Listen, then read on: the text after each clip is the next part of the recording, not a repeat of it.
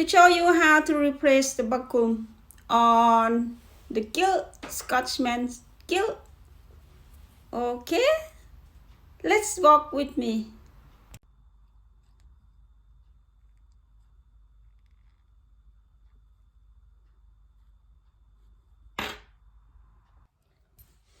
Okay, this is what I will do.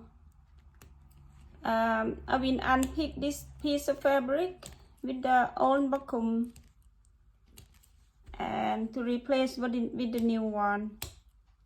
That's what my customer want, so it make it stronger.